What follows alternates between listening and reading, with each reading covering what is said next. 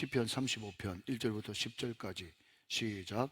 여호와여, 나와 다투는 자와 다투시고 나와 싸우는 자와 싸우소서. 방패와 송방패를 잡으시고 일어나 나를 도우소서. 창을 뺏어 나를 쫓는 자의 길을 막으시고 또 내 영혼에게 나는 내 구원이라 이르소서.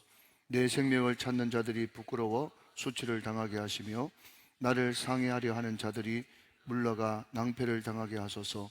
그들을 바람 앞에 겨와 같게 하시고 여호와의 천사가 그들을 몰아내게 하소서. 그들의 길을 어둡고 미끄럽게 하시며 여호와의 천사가 그들을 뒤쫓게 하소서. 그들이 까닭없이 나를 잡으려고 그들의 그물을 웅덩이에 숨기며 까닭없이 내 생명을 해하려고 함정을 받사오니 멸망이 순식간에 그에게 닥치게 하시며 그가 숨긴 그물에 자기가 잡히게 하시며 멸망 중에 떨어지게 하소서. 내 영혼이 여호와를 절거하며 그의 구원을 기뻐하리로다. 내 모든 뼈가 이르기를 여호와 같은 이가 누구냐. 그는 가난한 자를 그보다 강한 자에게 건지시고 가난하고 궁핍한 자를 노력하는 자에게서 건지시는 이라 하리로다. 아멘, 아멘.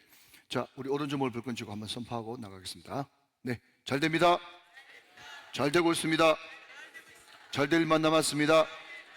안 되는 것이 계적입니다. 할렐루야. 우리가 시편을 시작하면서 그때 말씀드리기를 우리가 시편을 깊이 묵상해야 되는 이유는 예수님이 가장 많이 인용한 성경 구약이 시편입니다. 엘리 엘리 라마 사막다니, 나의 하나님 나의 하나님 어찌하여 나를 버리셨나이까 라고 하는 예수님의 가상처럼 마지막 말이 시편 22편에 기록된 시편이다. 예, 그렇게 말씀을 드렸죠. 소리가 잘 들리십니까? 괜찮으세요?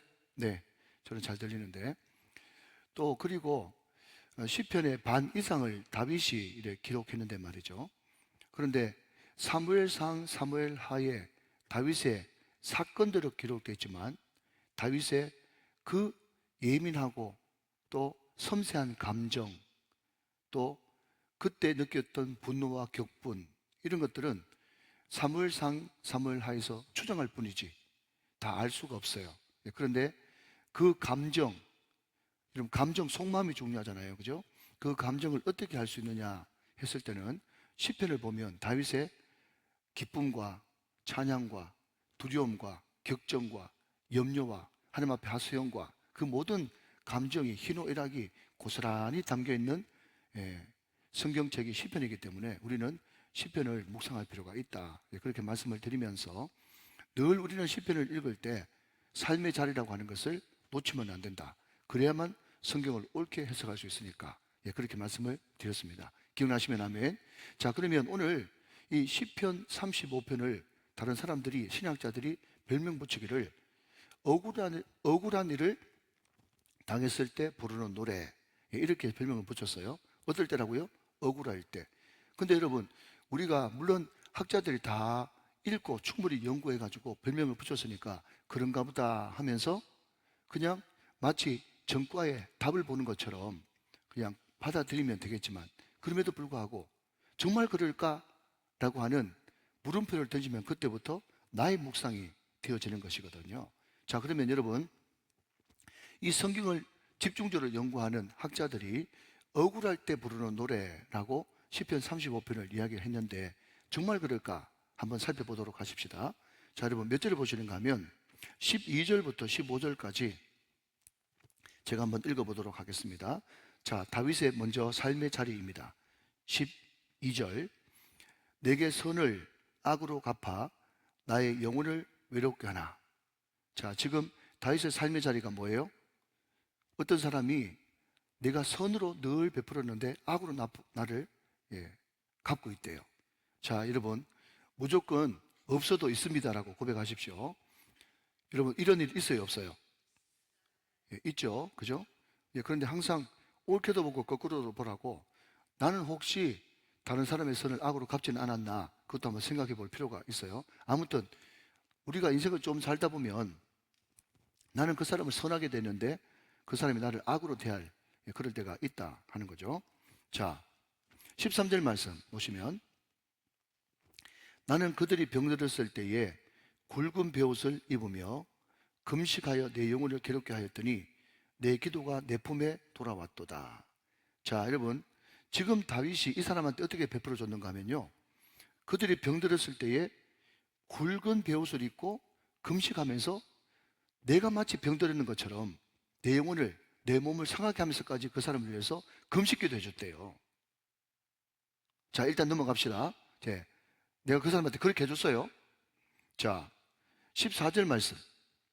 내가 나의 친구와 형제에게 행한 같이 그들에게 행하였으며 내가 몸을 굽히며 슬퍼하기를 어머니를 곡함같이 하였도다. 그러니까 그 사람이 지금 슬픔을 당했을 때 다윗이 어떻게 반응을 해줬는가 하면 마치 우리 엄마가 돌아갔을 때 아이고 아이고 하면서 곡함같이 같이 슬퍼해줬다, 이런 뜻이에요. 자, 그냥 또 넘어갑시다. 자, 여러분 15절 말씀 한번 더 보시면, 그러나, 이게 문제잖아요. 이것 때문에 이제 억울하고 상처를 받은 거예요. 그러나 내가 넘어짐에 그들이 어떻게 한다고요? 기뻐하여 서로 모이며 불량배가 내가 알지 못하는 중에 모여서 나를 치며 찢기를 마지 아니하도다. 그러니까 여러분, 우리가 시편을 충분히 묵상하고 이것이 나의 말씀으로 바뀌어서 다윗처럼 이 모든 것들을 기도화시키고 찬양화시키고 하나님의 절대 주권에 맡기고, 그리고 다윗처럼 용서하고 겸손하고 오히려 그 사람을 축복하는 그런 삶으로 내 삶이 바뀔 때, 여러분, 우리는 굳이 찾아가고 굳이 거기 매달리면서 내적 치유, 선뿌리 제거 이런 거 안 해도 충분히 시편을 통해서 내적 치유가 되고 충분히 내 안에 있는 돌덩이를 걷어낼 수 있고 우리는 온전한 사람으로 나아갈 수 있다 하는 것입니다. 사랑하는 여러분, 제가 지난 주간에 말씀드릴 때 그랬습니다. 우리가 시편을 읽어보면 이 시편이 이 시편 같고 저 시편이 저 시편 같은데 우리가 계속 왜 이 다윗의 시편을 반복해서 묵상해야 되는가 하면요, 우리의 모든 표준이 다윗이에요. 하나님이 너희들도 다윗처럼 되기를 원한다 라는 그런 마음에서 계속 반복하면서 어떨 때는 비탄시, 어떨 때는 억울한 시, 또 어떨 때는 찬송시, 송축시를 쭉 주면서 네가 기쁠 때는 이렇게 해야 된다, 억울할 때는 이렇게 해야 된다, 답답할 때는 이렇게 해야 된다, 네가 위기에 빠졌을 때는 이렇게 해야 된다, 그러면서 수많은 케이스들을 우리한테 주면서 네가 다윗처럼 이렇게 반응하기만 하면 너는 다윗처럼 온전히 내적 치유가 된 성숙한 사람이 될 수 있다고 말씀하고 있다는 겁니다. 믿으시면 아멘. 자, 그러면 다윗이 지금 굉장히 억울한 일을 당했어요. 어떤 억울한 일이요? 내가 선을 베풀어 줬는데 악으로 갔고, 그가 병들었을 때 금식하면서 기도해주고, 슬픈 일을 당했을 때 엄마가 죽은 것 같이 곡하면서 하고, 내가 수많은 선을 베풀어 줬는데 그럼에도 불구하고 이 사람이 나를 배신해가지고 내가 넘어짐에 그들이 기뻐하고 서로 모여가지고 쑥덕쑥덕하고 어떻게 나를 잡아 죽일까 의논하는 그런 기가 막힌 일을 당했단 말이죠. 그때 여러분, 다윗은 이렇게 순진하게 기도하고 있습니다. 첫 번째는 기도입니다. 여러분 1절 말씀 보시면요, 여호와여 나와 다투는 자와 다투시고 나와 싸우는 자와 싸우소서, 그렇게 하겠습니다. 여러분, 우리가 보통 다윗의 시편을 읽어보면 여호와여 하면서 먼저 송축을 하고 난 다음에 그 다음 말을 하지 않습니까? 마치 바울이 바울 서신을 쓸 때 1장 1절이나 1장 2절에 주 그리스도의 은혜와 평강이 너희에게 함께하기를 원하노라 하면서 편지에 인사글을 쓰고 난 다음에 그 다음에 아무리 급해도 본론을 쓰는데, 여러분 다윗도 1절처럼 얼마나 급했으면 여호와여 이름 불러놓고요, 우리가 생각할 때는 굉장히 아이 같고 유치해 보이는 그런 기도를 한단 말이죠. 자, 여러분, 원래 좀 고급스럽게 기도하려고 그러면 어떻게 기도해야 되는가 하면, 시간이 없기 때문에 결론부터 말씀드리면, 하나님은 공의롭고 하나님은 공평하신 분입니다. 내가 만약에 잘했으면 내 편 들어주시고, 만약에 저 사람 잘했다면 저 사람 편 들어도 좋습니다. 공평하게만 판단해 주십시오. 이렇게 기도하면 굉장히 있어 보이고 고매해 보이잖아요. 따라오고 계시나요? 여보세요? 다 따라오고 계시죠? 저는 너무 잘 들리는데 잘 안 들리는 것 같아서, 왜냐하면 어제 이제 다른 분이 서셔가지고. 잘 들리십니까? 네, 좋습니다. 다시 1절로 돌아가서, 여러분 평소 때 인격적이고 젠틀한 다윗을 생각하면 하나님은 공평하고 정의로운 분이니까 내가 잘했으면 내 편, 저 사람이 잘했다면 저 편 드셔서 나로 하여금 깨닫게 해주십시오. 회개할 거 있으면 회개하게 해주십시오. 이렇게 기도해야 여러분 그게 굉장히 고급스러운 기도인데, 오늘 다윗은 얼마나 급했던지 1절 말씀에 나와 다투는 자와 다투시고 나와 싸우는 자와 싸우소서 하면서 내 편 좀 대주셔가지고 내 대신 좀 싸워주십시오, 이렇게 기도하고 있단 말이죠. 여러분, 우리가 억울한 일 당했을 때 기도해야 됩니다. 할렐루야. 기도해야 되는데 어떤 기도를 해야 되는가 하면요, 정직하고 솔직한 기도를 드리는 것이 좋습니다. 자, 그러면서 여러분, 다윗은 하나님 앞에 막 토합니다. 다윗이 워낙 거칠게 원색적으로 토했기 때문에 다윗은 그 마음속에 화가 암덩이가 안 되고 그냥 하나님 앞에 던지는 기도가 될지도 모르겠어요. 여러분, 다윗이 어떻게 기도하는지 여러분 좀 거칠지만 같이 한번 보실까요? 자, 여러분 4절부터 한번 보시겠습니다. 4절부터 좀 빠르게 봅니다. 내 생명을 찾는 자들이 부끄러워 수치를 당하게 하시며 나를 상해하려 하는 자들이 물러가 낭패를 당하게 하소서. 5절, 그들을 바람 앞에 겨와 같이 하시고 여호와의 천사가 그들을 몰아내게 하소서. 6절, 그들의 길을 어둡고 미끄럽게 하시고 여호와의 천사가 그들을 뒤쫓게 하소서.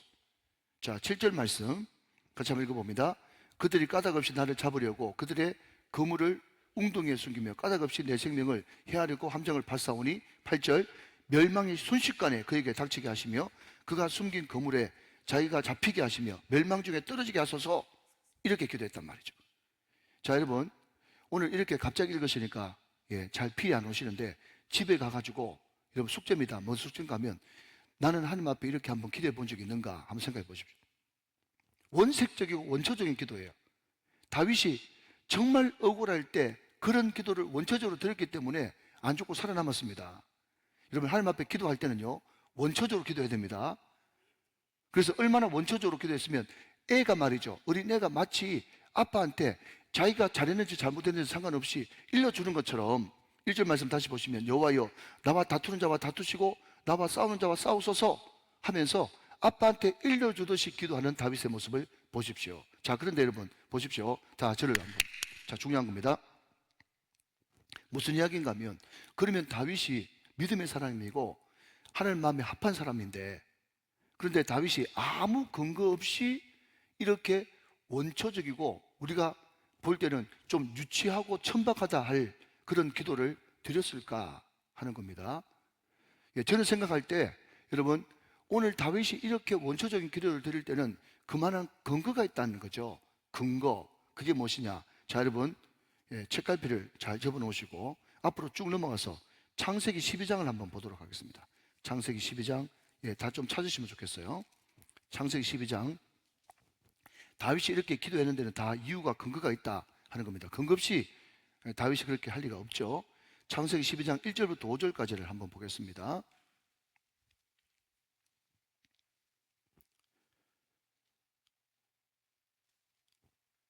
다 찾으셨으면 아멘.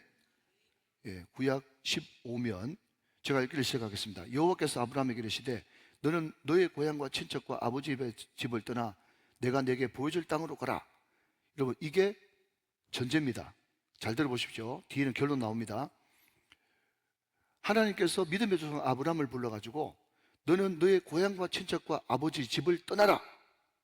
여러분, 이게 뭔가 하면요, 내가 믿는 구석이에요. 나의 안정감이요. 그리고 내가 내게 보여줄 땅으로 가라. 이 말은 항상 네가 순종으로 내가 원하는 거기에 서 있어라, 이런 뜻입니다. 자, 여러분, 저를 다시 보시면, 여러분, 사람들은요 어떤 억울한 일을 당했을 때 자기가 믿는 구석에게 부탁하게 되어 있습니다. 무슨 말인가 하면, 돈 믿는 사람은 돈으로 해결하려고 그러고 사람 믿는 사람은 사람으로 해결하려고 그래요. 근데 다윗이 지금 기도하고 있잖아요. 억울한 일 당했을 때 기도하지 않습니까? 그렇기 때문에 다윗이 다윗인 거예요. 사랑 여러분, 사람 찾아가지 마십시오. 돈 의지하지 마십시오. 자기 힘 의지하지 마십시오. 기도하십시오. 마지막에 누구를 의지하고 누구를 찾는가, 그게 그 사람의 결국입니다. 자, 다시 다윗이 지금 나와 다투는 자와 하나님께서 대신 다투어 주시고 나와 싸우는 자 하나님께서 대신 싸워 주십시오 라고 이야기하는 것은요, 아브라함의 이 믿음에 근거한 겁니다. 자, 여러분, 중요한 전제입니다. 잘 정리하면서 들으셔야 돼요. 내가 억울한 일 당했을 때 먼저 우리가 점검해야 될 것은요, 내가 정말 나의 안정감을 하나님께만 두고 있는가? 두 번째, 하나님께서 서 있으라고 하는 그곳에 지금 내가 서 있는가? 이 두 가지를 확인하셔야 돼요. 자, 확인되셨습니까? 사랑하는 여러분, 첫 번째, 나의 안정감을 주님께 두고 있는가? 아멘. 내가 주님께서 서 있기를 원하는 그곳에 서 있기를 원하는가? 아멘. 이 두 가지가 확인되면요, 어떤 일이 벌어지는가 하면요, 자, 2절 말씀 그냥 읽겠습니다. 창세기 12장 2절. 내가 너로 큰 민족을 이루고 내게 복을 주어 내 이름을 창대하게 하리니 너는 복이 될지어다. 자, 이것은 하나님의 축복의 약속이고요. 그 다음 3절이 중요한데, 하나님께서 나의 안정감은 주님입니다, 주님이 서 있으라는 곳에 나는 항상 서 있기를 원합니다 라는 그 고백이 되는 사람한테 어떤 약속을 하시는가 하면, 창세기 12장 3절, 오늘 이게 키포인트니까 잘 보십시오. 너를 축복하는 자에게는 내가 복을 내리고 너를 저주하는 자에게는 내가 저주하리니 땅의 모든 족속이 너로 말미암아 복을 얻을 것이라 하신지라. 여러분, 이것을 시편 35편 1절 말씀으로 바꾸면요, 네가 항상 안정감을 나에게 두고 내가 서 있으라 하는 그곳에 네가 서 있기만 하면 네가 싸울 필요 없다는 거예요. 너를 축복하는 자에게 내가 복을 주고 너를 저주하는 자에게 내가 저주해가지고 내가 대신 싸워주고 내가 대신 다투어 주겠다고 약속한 아브라함의 약속, 여러분, 이것이 있기 때문에 다윗은 자기가 직접 싸우지 않고 하나님 앞에 대신 싸워주소서, 대신 다투어 주소서, 그렇게 담대하게 기도할 수 있었다는 겁니다. 이해가 되시면 아멘. 자, 여러분, 그렇게 하나님 앞에 하나님 앞에 그 기도를 드리고, 여러분 4절 말씀 보니까 창세기 12장 4절, 이에 아브라함이 뭘 따라갔어요? 여호와의 말씀을 따라갔고 롯도 그와 함께 갔으며. 여러분, 아브라함은 다 맡기고 말씀을 따라갔어요. 말씀을 따라가니까 누가 함께 가는가 하면 자기를 지켜줄 동력자가 함께 갔어요. 아브라함이 하란을 떠날 때에 75세였습니다. 여러분, 75세라고 하는 나이는요, 뭔가 새로운 것을 시작하기는 어려운 나이지만, 쉽지 않는 나이지만 의지하기는 딱 좋은 나이인 것입니다. 아멘 하시기 바랍니다. 여러분, 지금 우리 나이는요, 그냥 75세 생각하지 말고 여러분 오늘 우리 찬열이 왔네, 그죠? 만약에 10살이면요, 우리 애가 10살이고 11살이면 11살이라도 이렇게 고백하는 거예요. 내가 뭔가를 시작할 수는 없지만 내가 의지하기는 딱 좋은 나이다. 믿으시면 아멘. 우리가 어떤 상황이 있든지 간에 뭘 고백하는가 하면, 하나님, 내가 뭔가를 시작하려니까 시작하기가 쉽지 않은 나이입니다. 그러나 그럼에도 불구하고 내가 주님을 의지하기는 딱 좋은 나이입니다. 믿으시면 아멘. 의지하는 그런 신앙이 필요하다. 자, 그랬더니 여러분 5절 말씀 보니까 아브라함이 그의 아내 사레와 조카 롯과 하란에서 모은 모든 소유와 얻은 사람들을 이끌어 가나안 땅으로 가려고 떠나서 마침내 가나안 땅에 들어갔더라. 여러분, 여기에 마침내 가나안 땅에 들어갔더라 라는 말이 몇 자 안 되는 한 줄이지만, 그럼에도 불구하고 여기는요, 수많은 대적과의 전쟁, 여러분 우여곡절, 산전수전, 공중전 다 들어있는데, 그럼에도 불구하고 내가 하나님을 안정감으로 삼았더니, 하나님 서 있는 곳에 서 있었더니 하나님께서 내 대적과 대신 싸워주시고 내 대적과 다시 다투어 주시고 오만 곡절곡절 인생 굴곡 가운데 하나님께서 함께 해주셔서 마침내 가나안 땅에 들어가게 되었다. 마침내 하나님은 그 신실한 약속을 지키고야 말으셨다. 그것을 말씀하고 있다는 것입니다. 사랑하는 여러분, 여러분이 하나님을 안정감으로 삼으시고 여러분이 하나님의 서 있으라고 하는 그곳에 서 있기만 하면 반드시 하나님께서는 가장 선하고 아름다운 가나안 땅 소원의 항구로 저와 여러분을 인도하실 줄로 믿으시면 아멘 하시기 바랍니다. 여러분, 이것을 믿는 것이 믿음인 거예요. 여러분, 그렇기 때문에 기도할 수 있는 거죠. 자, 여러분, 다윗이 다시 시편 35편으로 넘어갔습니다. 자, 여러분이 쿵짝 한번 해주세요. 항상 우리가 성경을 볼 때는 옳게도 보고 시작 거꾸로도 봅니다. 다윗이 지금 전쟁을 하고 있는데 하나님 대신 싸워주셔서 대신 다투어주셔서 하면서 하나님 앞에 맡기지 않습니까? 여러분, 하나님께 내 전쟁, 내가 싸워야 될 전쟁을 맡긴다는 의미를 다른 말로 바꾸면, 내가 지금 모든 사방이, 여러분, 다윗이 뭐라고 고백합니까? 사방팔방이 다 대적이라고 그렇게 고백했지 않습니까? 그러니까 다윗은 왕이에요. 높이 올라가면 올라갈수록 사방이 다 적이에요. 그 사람들 다 일일이 대응하고 싸우려고 그러면요, 평생 싸워도 내 평생이 모자라요. 그런데 다윗은 내 싸움을, 내 전쟁을 누구한테 맡겨요? 하나님 앞에 대신 맡기지 않습니까? 맡겨버리니까 뭐가 있어요? 여유가 있죠. 따라오고 계십니까? 맡겨버리니까 여유가 있잖아요. 여유가 있을 때 하나님을 의지해가지고 자기 할 일 하니까 왕 되잖아요. 말귀를 알아듣습니까? 우리가 자꾸 마음속에 억울하고 답답하고 이것을 계속 묵상하고 반복하면서 그 인간 어떻게 죽일까? 어떻게 대적할까? 그 생각 가지고 있으면요, 절대로 앞으로 못 나갑니다. 원수를 맡겨. 왜? 로마서 12장 19절 같이 봅니다. 로마서 12장 19절. 로마서 12장 19절. 자, 같이 읽읍시다. 시작. 내 사랑하는 자들아, 너희가 친히 원수를 갚지 말고 하나님의 진노하심에 맡기라. 기록되었으되 원수 갚는 것이 내게 있으니 내가 갚으리라고 주께서 말씀하시니라. 아멘. 자, 여러분 여기도 보십시오. 기록되었으되 그러잖아요. 기록되었으되. 아브라함이 여호와의 말씀을 따라갔고 그렇게 말씀하고 있지 않습니까?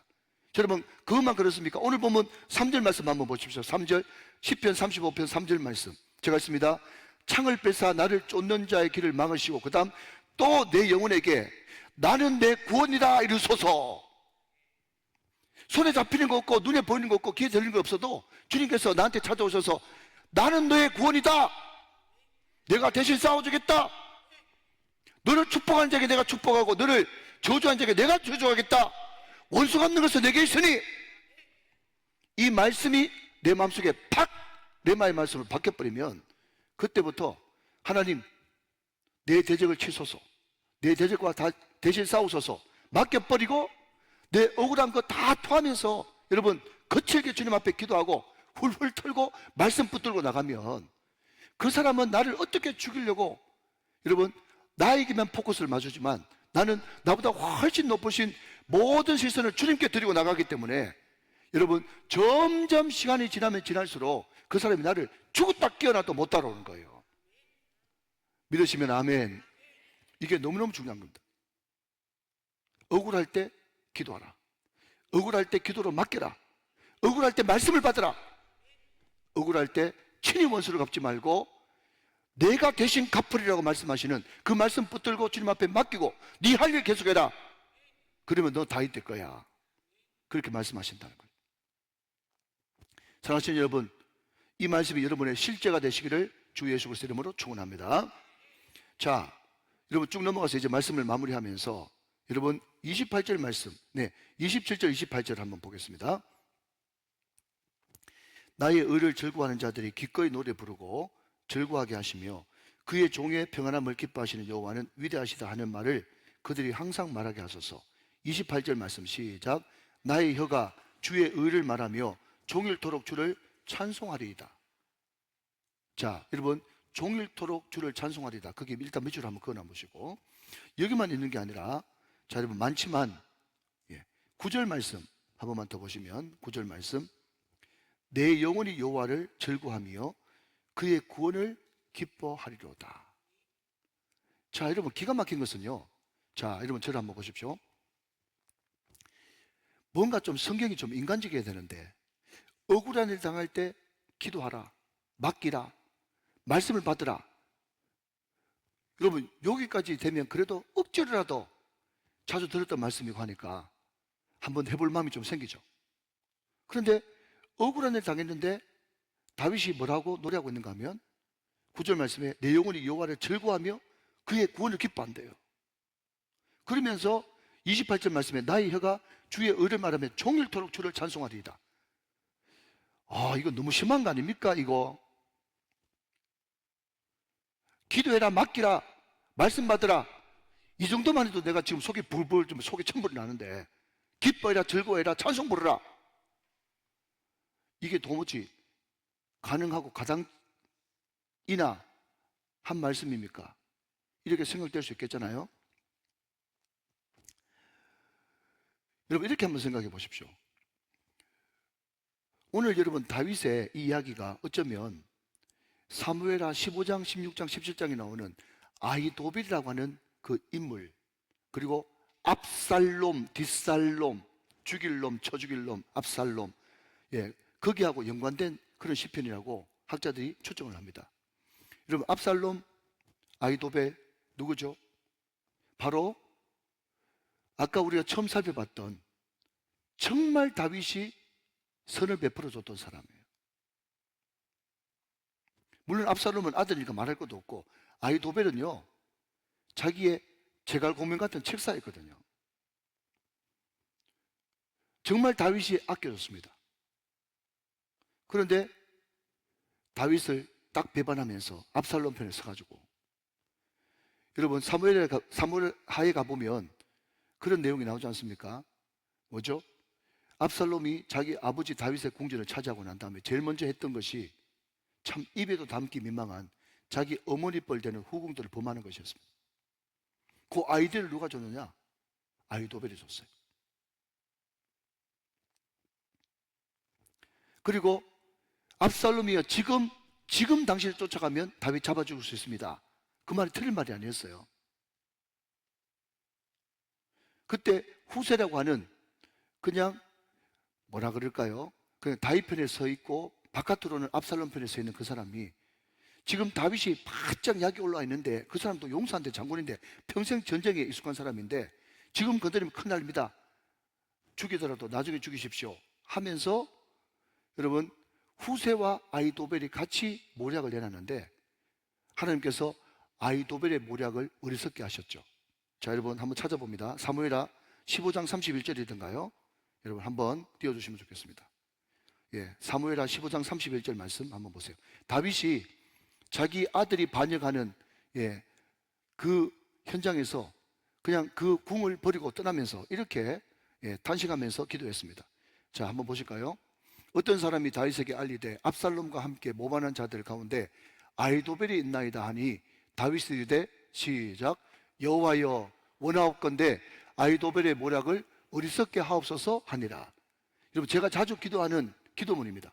여러분들도 억울한 일 당했고 그때 아주 사악한 놈들이, 인간들이 여러분 대적편에 서 있을 때, 여러분 사무엘하 15장 31절 말씀을 기억하시면서 이렇게 기도하십시오. 하나님, 누구의 모략을 어리석게 하옵소서. 여러분 아히도벨이 정말 무서운 존재예요. 왜냐하면 다윗이 아히도벨 때문에 많이 이겼거든요. 제갈공명이야, 제갈공명.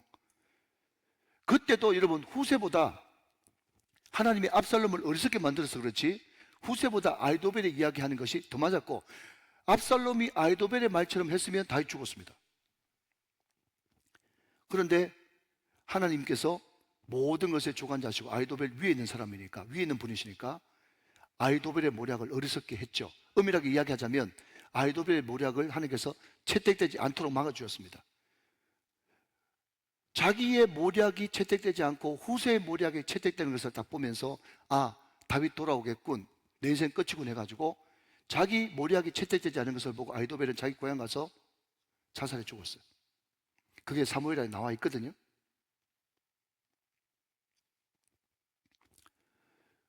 그러니까 지금 이 상황이 정말 압살롬과 아히도벨, 그렇게 사랑했던 자기의 아들이자 신하가 자기를 배신해가지고 자기를 잡아 죽이려고 하는 그 억울함. 여러분 이때 다윗은 나는 그럼에도 불구하고 찬양하겠다고 그렇게 말씀하고 있다는 겁니다. 자, 여러분 한 장 앞으로 넘어가서 잠깐만 살펴보고 이제 말씀을 맺도록 하겠습니다. 시편 34편 말씀 한번 보시죠. 그냥 한번 넘겨보세요. 자, 찬송에 대해서 제가 있습니다. 내가 여호와를, 시편 34편 1절, 시편 34편 1절, 내가 여호와를 항상 송축하며 내 입술로 항상 주를 찬양하리이다. 자, 여러분 항상 거기에 동그라미 치시고요. 3절 말씀 보면 나와 함께 여호와를 광대하시다 하며 함께 그 이름을 높이세. 함께 동그라미 치시고, 4절 말씀, 내가 여호와께 간구하며 내게 응답하시고 내 모든 두려움에서 나를 건지셨도다. 모든 동그라미 치십시오. 자, 찬송을 어떻게 해야 되냐 물으신다면, 자, 저를 보시고 손가락 내시고, 항상, 함께, 모든, 이게 찬양의 3요소입니다. 우리는 항상 찬양해야 돼요. 여러분, 항상 안에 즐거움만 있습니까? 아니요. 비비원불, 비판하고 비난하고 원망하고 불평할 수밖에 없을 때, 억울한 일 당할 때, 그때도 항상 찬양해야 됩니다. 그리고 찬양할 때 혼자 찬양하는 것도 너무 은혜롭지만, 찬양은 함께 부를 때 여호와께서 영광을 받으십니다. 우리가 항상 찬양하고 함께 찬양할 때 하나님께서 이 모든 어려움에서 우리를 건지시고 그 모든 것들을 역전시키는 역사가 일어납니다. 그러니까 찬송을 언제 해야 되느냐? 항상, 함께, 모든, 이 세 가지 단어를 꼭 기억하셔야 돼요. 자, 이제 결론 짓습니다. 여러분, 우리도 인생 살면서 다윗처럼, 여러분, 오늘 이 시편이 기록됐고 이 시편이 깊은 공감이 가는 것은, 우리 인생 살아갈 때 내가 선을 그렇게 베풀어 줬는데 악으로 갚는 놈들이 있어요. 여러분, 내가 그렇게 마치 내일을 당한 것처럼 금식하면서 병들었을 때 기도해 줬는데, 내가 100가지 잘해줬는데 한 가지 오해해가지고 내 등에 칼 꽂는 놈이 있다니까요. 안 당해보셨어요, 여러분? 얼마나 아픈데요. 여러분, 돈 없어지는 거 보통 일이 넘습니다. 병드는 거, 그것도 고통입니다. 그런데 인간에게 있어서 가장 극심한 스트레스는요, 배신당할 때입니다. 살점이 떨어져 나가는 것 같아요. 안 당해본 사람 몰라요, 여러분. 그 사람이 슬플 때 내가 우리 엄마 죽은 것처럼 곡해줬는데, 내가 잘못되니까 기뻐하고 박수치고 뒤에서 어떻게 나를 잡아 죽일까 의논하고 있는 이런 기가 막힌 억울함. 근데 여러분, 잘 들으십시오. 핵심 포인트입니다. 그러나 그럼에도 불구하고 설사 그런 일이 내게 정말 앞으로 있을지도 모른다 할지라도, 없어야 되겠지만, 잘 들으십시오. 아무리 이 세상에 존재하는 모든 억울함이 다 나에게 한꺼번에 덮친다고 할지라도, 구원받은 그 기쁨보다 기쁜 일이 있습니까?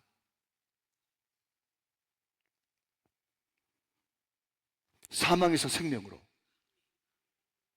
영벌에서 영생으로, 지옥에서 천국으로, 그분이 내 대신 억울한 일 당해주시고 내 대신 채찍 맞아주시고 내 대신 모든 죄를 여러분 속해주셔가지고, 그분이 다 당하셔가지고 나에게 안 당하도록 천국을 허락하셨는데, 여러분, 구원받은 그 기쁨보다 더 큰 기쁨이 있습니까? 여러분, 그렇기 때문에 우리는 항상 찬양해야 되는 것입니다. 그 와중에서도 찬송할 수 있는 것입니다. 여러분, 이런 이야기가 있죠. 마지막입니다.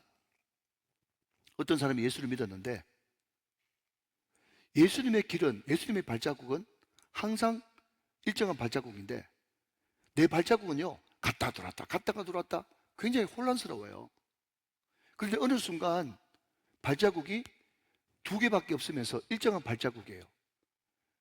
그때 예수님이 나에게 어떻게 하셨어요? 혼란스러운 나를 진정으로 예수님께서 안아주시고 업어주셔가지고, 이제 그분을 내 마음속에 정말 구세주와 주님을 영접해서, 이것을 다른 말로 바꾸면 NIBC, 나는 죽고 예수로 사는 삶으로 여러분 그냥 올곧은 길을 가는 거예요. 근데 이게 웬일입니까? 발자국이 어느 정도 2발자국만 있었는데, 그 발자국이 갑자기 또 4발자국이 되면서 이전보다 더 혼란스러워졌는 거예요. 이 사람이 꿈 중에 예수님한테 막 이야기합니다. 예수님, 왜 옛날보다 내 발자국이 더 혼란스럽고 어지럽게 됐어요? 이게 도대체 뭐예요? 그랬더니 예수님이 하는 말이 뭔가 하면, 야, 그거 너 나하고 손잡고 지금 춤추고 있는 발자국이잖아. 그렇게 이야기했다는 유명한 말이 있죠. 여러분, 이 말이 무슨 말인가 하면요, 여러분, 우리가 예수 믿고 거듭나기 전에 또 육신의 그리스도인에 있을 때는요, 예수님은 올곧은데 우리는 계속 혼란스럽게 더 갔다 나왔다가 더 갔다 나왔다, 의지했다가 세상에 한 발 뗐다가 혼란스러워요. 근데 어느 순간 여러분 예수를 인격적으로 영접하면요, 그때부터 NIBC, 나는 죽고 예수로 사는 삶으로 그냥 올곧게 걸어가요. 그런데 여러분, 중요한 것은요, 올곧게 걸어가는 그것으로 끝나면 안 됩니다. 어제 강사 목사님이 이야기했던 것처럼 기도로 끝나면 안 됩니다. 부족합니다. 한 걸음 더 나가서 미션, 사명을 완수해야 되는 것처럼, 우리가 NIBC, 나는 죽고 예수로 사는 삶이라고 여러분 이 꼭 다물고 있으면 안 됩니다. 궁극적으로 우리 주님께서 원하는 것은요, 오늘 다윗처럼 그렇게 억울한 일을 당하고 정말 속이 천불 나는 그런 일을 당해도 구원받은 그 기쁨 때문에 주님이 나와 함께 계시고 지금도 내 안에서 살아 역사하신다는 그 사실 때문에 기뻐하고 춤추면서 찬양할 수 있는 그 수준까지 올라가는 것이 주님의 뜻인 줄로 믿으시기 바랍니다. 주님과 함께 손잡고 춤춰야 돼요. 왜? 그분이 나를 대신해서 싸우시고 다퉈주시고 그분이 알아서 다 해결해 주실 것을 믿기 때문에, 그리고 이 세상의 모든 억울한 일을 다 당한다고 할지라도 그 모든 억울한 일은 내가 구원받은 그 기쁨과 감격과 여러분 도무지 맞바꿀 수 없는 차원이 다른 큰 축복을 받았기 때문에 우리는 그럼에도 불구하고 찬양할 수 있는 것입니다.